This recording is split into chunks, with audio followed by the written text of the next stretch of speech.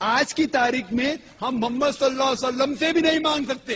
آج کی تاریخ میں ہم محمد صلی اللہ علیہ وسلم سے بھی نہیں مانگ سکتے. باقی لوگ کو تو چھوڑو، سنت اور باقی بابا لوگ کو چھوڑو، محمد صلی اللہ علیہ وسلم کو بھی ماننا ہمارے لیے حرام ہے. جو شخص مر چکا ہے کہ ہمارے نبی کو تم آج بھی زندہ مانتے ہو. بات مجھے بڑی جلدی اب کرنا ہے. اگر عیسائیوں نے کہہ دیا کہ ہمارا آج بھی چوتھے آسمان پہ زندہ ہے، اور یہ کالعدم جماعت، میں بریلوی مسلمانوں کی بات نہیں کر رہا ہوں، ان کے عقیدے کے مطابق یا رسول اللہ جائز نہیں. کیوں؟ یہ کہتے ہیں محمد مر گیا ہے. ہاں یہ ان کی سوچ ہے.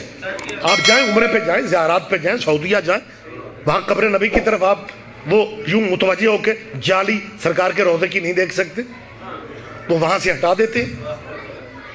وہ سعودیہ کے سپاہی کہتے ہیں، وہ معاذ اللہ مجھے دوبارہ کہنا پڑے گا، وہ کہتا ہے اس سے کیا مانگ رہے ہو، یہ تو مر چکا ہے.